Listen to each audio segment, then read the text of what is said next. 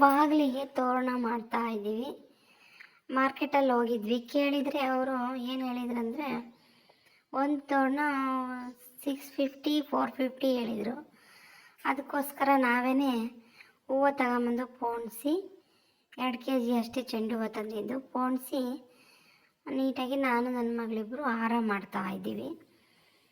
ತೋರಣ ಆ ಥರ ಹಾಕ್ತಾರಲ್ವ, ರೆಡಿಮೇಡ್ ಸಿಗುತ್ತಲ್ವ ಚಿಕ್ಕಪೇಟೆ ಮಾರ್ಕೆಟ್ ಹತ್ರ, ಅಲ್ಲಿನ ಆ ಥರನ ನಾವು ತೋರಣನ ಮಾಡ್ತಾಯಿದ್ದೀವಿ.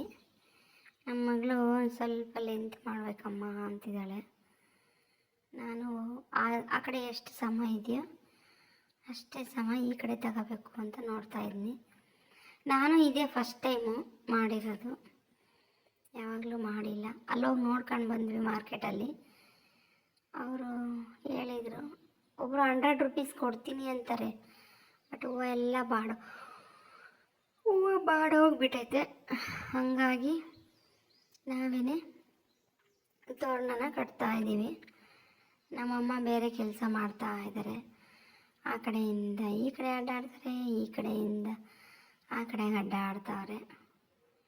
ಅವರು ಒಂದು ಕೆಲಸ ಮಾಡ್ತಾಯಿದ್ದಾರೆ ಬೇಗ. ಸಂಡೇ ನಮ್ಮ ಮನೆಯಲ್ಲಿ ಫಂಕ್ಷನ್ ಇತ್ತು. ಸಂಡೇ ಅಂತಂದರೆ ಎಷ್ಟನೇ ತಾರೀಕು, ಕಳೆದ ಭಾನುವಾರ. ಹಂಗಾಗಿ ಬಾಗಿಲಿ ತೋರಣ ಕಟ್ಟೋಣ ಅಂತ ಮಾಡ್ತಾಯಿದ್ದೀವಿ.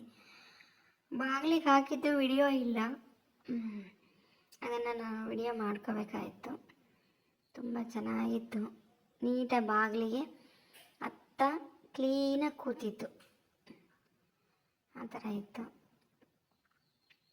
ಇನ್ನು ಹೂವು ಎಲ್ಲ ಸಾಕಷ್ಟು ಉಳಿದಿತ್ತು.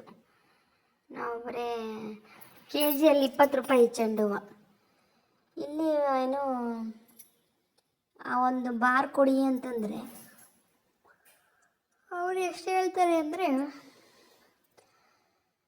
120 ರೂಪಾಯಿ ಹೇಳ್ತಾರೆ ಒಂದು ಬಾರು. ನಾವು ಬರೀ 20 ರೂಪಾಯಿ kg, 2 kg ಯಾವ ತಗೊಂಡೆ. ಆ ಚಾಮಂತಿಗೆ ಹೂವು ಅದು 50 ರೂಪಾಯಿ, ಅದೊಂದು kg ತಗೊಂಡೆ. ಇಲ್ಲೆಲ್ಲ 1/4 kg 50 ಹೇಳ್ತಾರೆ, ಅಲ್ಲಿ kgನೇ 50 ರೂಪಾಯಿ ಚಾಮಂತಿಗೆ ಹೂವು. ಅಂದರೆ ಆ ಚಾಮಂತಿಗೆ ಹೂವಕ್ಕೆ ತೊಟ್ಟು ಕಡಿಮೆ ಇತ್ತು. ಬೇರೆ ಚಾಮಂತಿಗೆ ಹೂವು 80 ರೂಪಾಯಿ 70 ರೂಪಾಯಿ ಇತ್ತು ಚೆನ್ನಾಗಿರೋವು.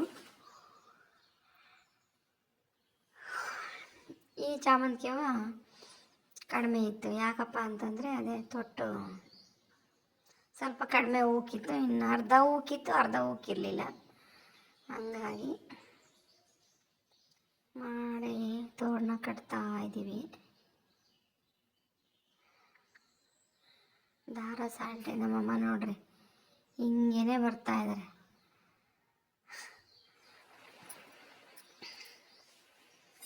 ನಮ್ಮಮ್ಮ ಹಿಂಗೆ ಒಂದ್ಸಲಿ ಹಂಗೊಂದ್ಸಲಿ ಅಡ್ಡಾಡ್ತಾ ಕೆಲಸ, ಅವ್ರಿಗೂ ಕೆಲಸ ಫುಲ್ ಬ್ಯುಸಿ.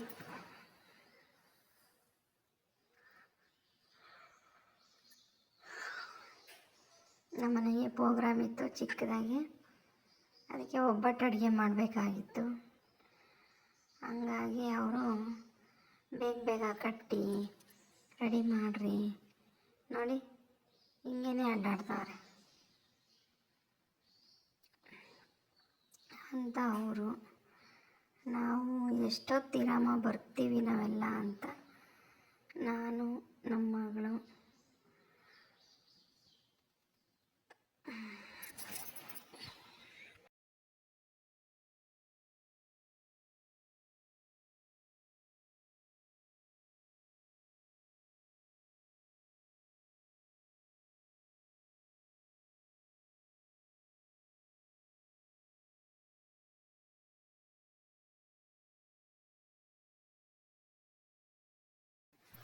ನಾವು ತೋರಣ ಕಟ್ತಾ ಇರೋದು.